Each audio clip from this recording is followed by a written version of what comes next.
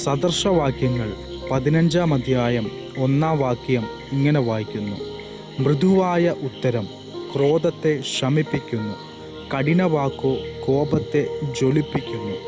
നമ്മുടെ ജീവിതത്തിൽ പലപ്പോഴും കോപത്തോടെയും വേദനയോടെയും സംസാരിക്കുന്ന ആളുകളെ നാം നേരിടാറുണ്ട്.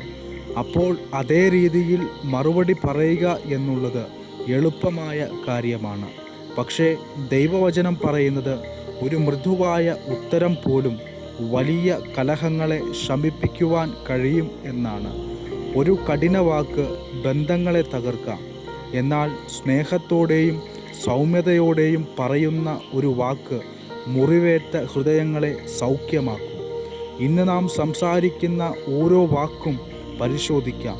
നമ്മുടെ വാക്കുകൾ സമാധാനം കൊണ്ടുവരുന്നതാണോ അതോ കോപം വർദ്ധിപ്പിക്കുന്നതാണോ?